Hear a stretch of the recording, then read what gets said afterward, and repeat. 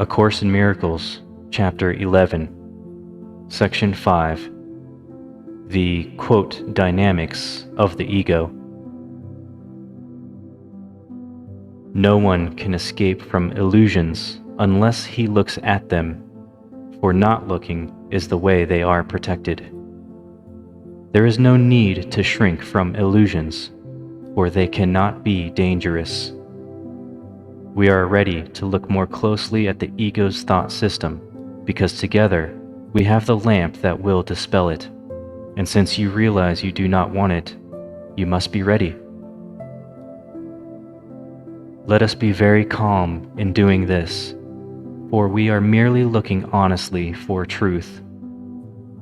The, quote, dynamics of the ego will be our lesson for a while, for we must look first at this to see beyond it, since you have made it real. We will undo this error quietly together, and then look beyond it to truth.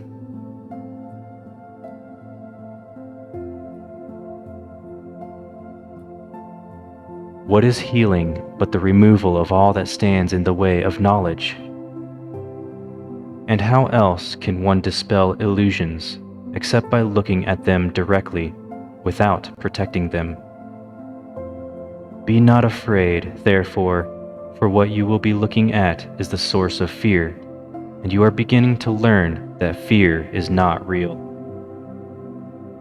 You are also learning that its effects can be dispelled merely by denying their reality. The next step is obviously to recognize that what has no effects does not exist. Laws do not operate in a vacuum, and what leads to nothing has not happened. If reality is recognized by its extension, what leads to nothing could not be real. Do not be afraid, then, to look upon fear, for it cannot be seen. Clarity undoes confusion by definition, and to look upon darkness through light must dispel it.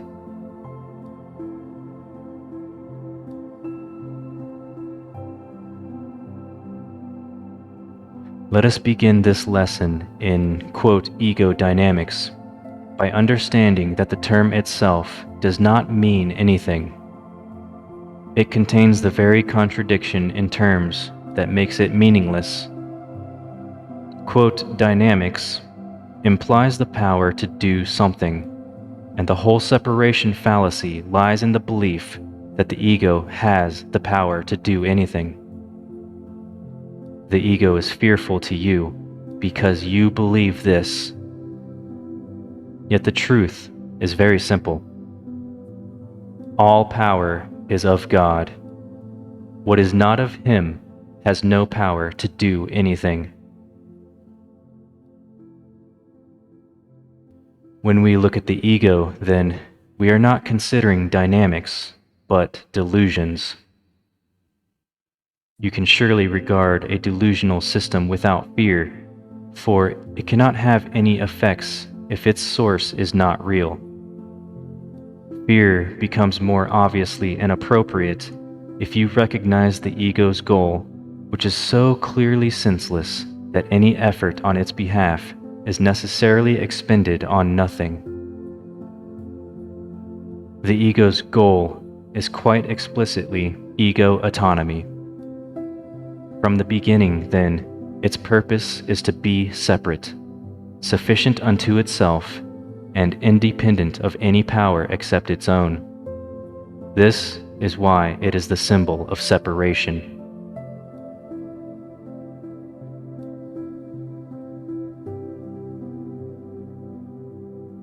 Every idea has a purpose, and its purpose is always the natural outcome of what it is.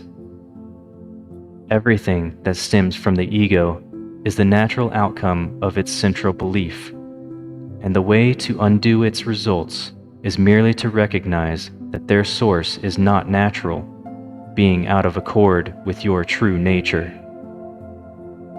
I said before that to will contrary to God is wishful thinking and not real willing. His will is one, because the extension of His will cannot be unlike itself.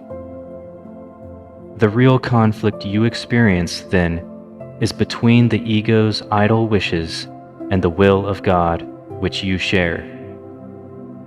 Can this be a real conflict?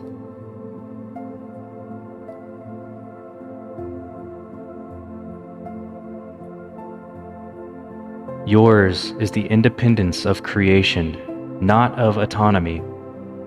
Your whole creative function lies in your complete dependence on God, whose function He shares with you. By His willingness to share it, He became as dependent on you as you are on Him. Do not ascribe to the ego's arrogance to Him who wills not to be independent of you. He has included you in His autonomy. Can you believe that autonomy is meaningful apart from Him? The belief in ego autonomy is costing you the knowledge of your dependence on God, in which your freedom lies. The ego sees all dependency as threatening, and has twisted even your longing for God into a means of establishing itself. But do not be deceived by its interpretation of your conflict.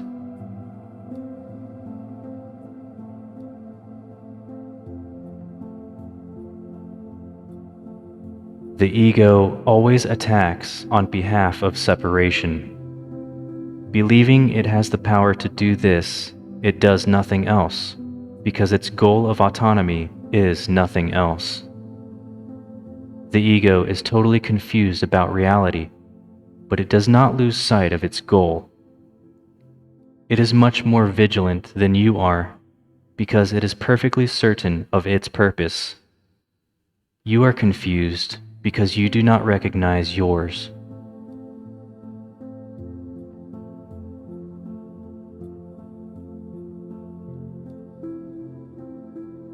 You must recognize that the last thing the ego wishes you to realize is that you are afraid of it.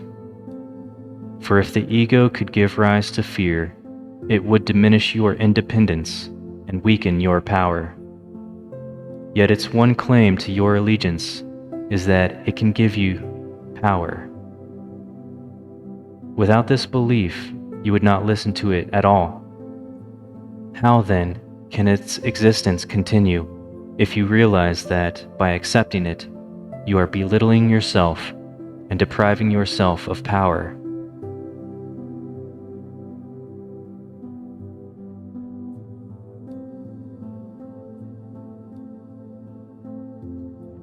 The ego can and does allow you to regard yourself as supercilious, unbelieving, quote, light-hearted, distant, emotionally shallow, callous, uninvolved, and even desperate, but not really afraid.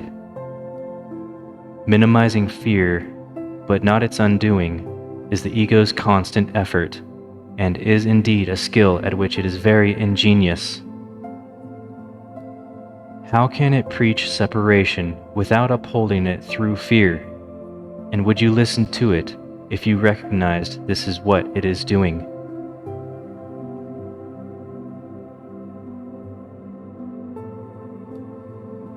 Your recognition that whatever seems to separate you from God is only fear, regardless of the form it takes, and quite apart from how the ego wants you to experience it, is therefore the basic ego threat.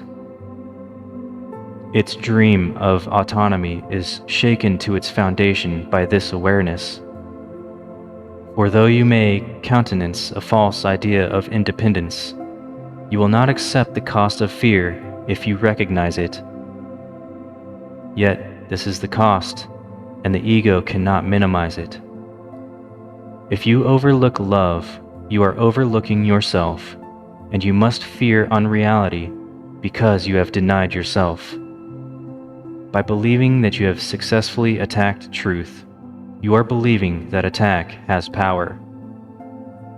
Very simply, then, you have become afraid of yourself. and no one wants to find what he believes would destroy him.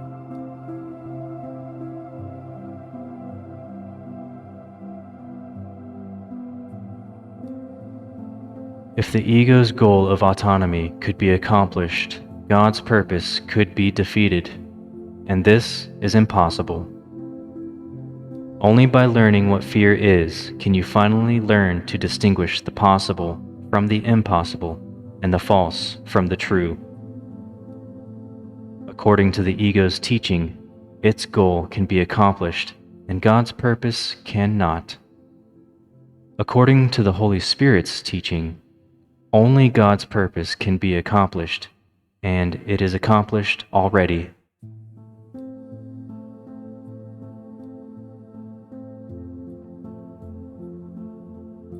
God is as dependent on you as you are on Him, because His autonomy encompasses yours and is therefore incomplete without it. You can only establish your autonomy by identifying with Him and fulfilling your function as it exists in truth. The ego believes that to accomplish its goal is happiness, but it is given you to know that God's function is yours, and happiness cannot be found apart from your joint will. Recognize only that the ego's goal, which you have pursued so diligently, has merely brought you fear, and it becomes difficult to maintain that fear is happiness. Upheld by fear, this is what the ego would have you believe. Yet God's Son is not insane and cannot believe it. Let him but recognize it, and he will not accept it. For only the insane would choose fear in place of love, and only the insane could believe that love can be gained by attack. But the sane realize that only attack could produce fear, from which the love of God completely protects them.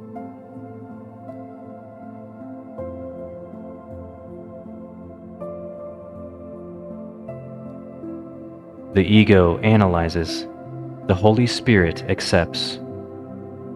The appreciation of wholeness comes only through acceptance, for to analyze means to break down or to separate out.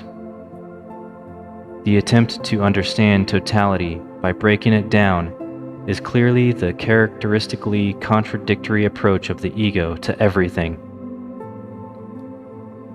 The ego believes that power, understanding, and truth lie in separation, and to establish this belief, it must attack.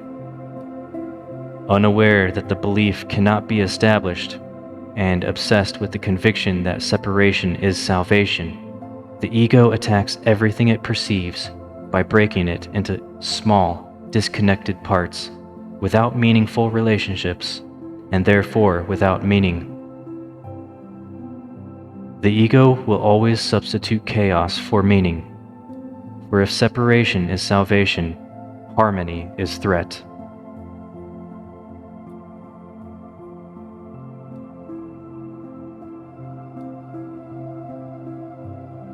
The ego's interpretation of the laws of perception are, and would have to be, the exact opposite of the Holy Spirit's.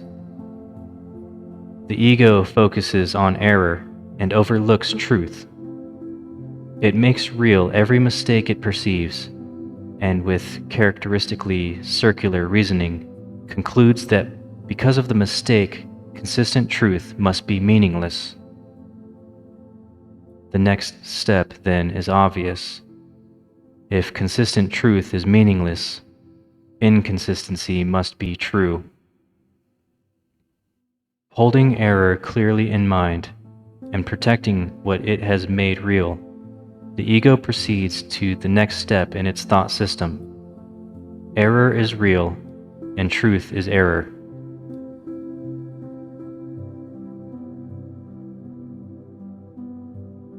The ego makes no attempt to understand this, and it is clearly not understandable, but the ego does make every attempt to demonstrate it, and this it does constantly. Analyzing to attack meaning, the ego succeeds in overlooking it and is left with a series of fragmented perceptions which it unifies on behalf of itself. This, then, becomes the universe it perceives, and it is this universe which, in turn, becomes its demonstration of its own reality.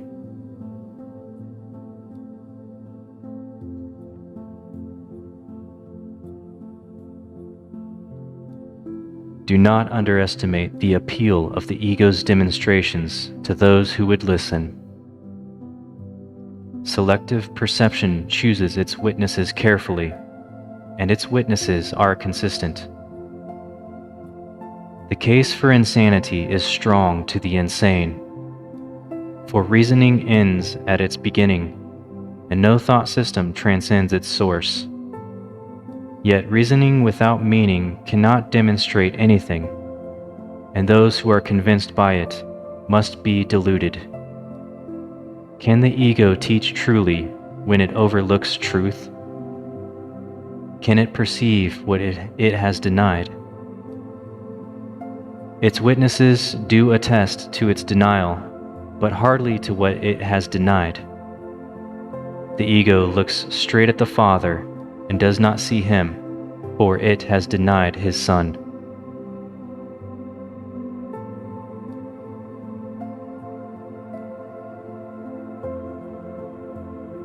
Would you remember the Father? Accept his Son, and you will remember him. Nothing can demonstrate that his Son is unworthy, for nothing can prove that a lie is true. What you see of his Son through the eyes of the ego is a demonstration that his Son does not exist, yet where the Son is, the Father must be.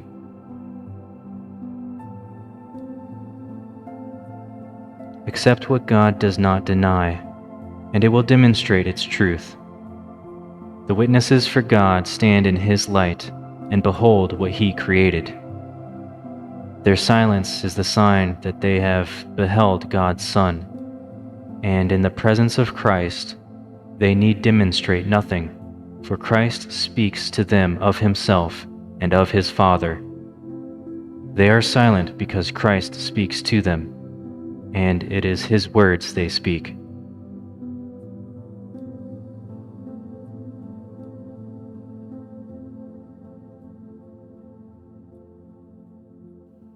Every brother you meet becomes a witness for Christ or for the ego, depending on what you perceive in him.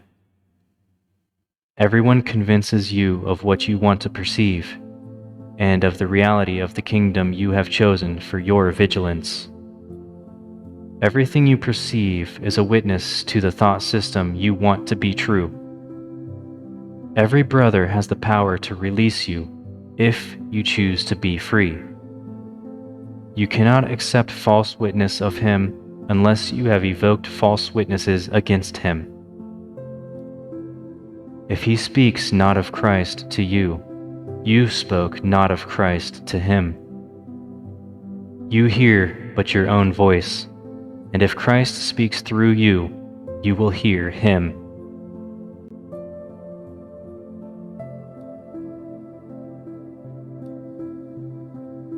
This concludes Section 5.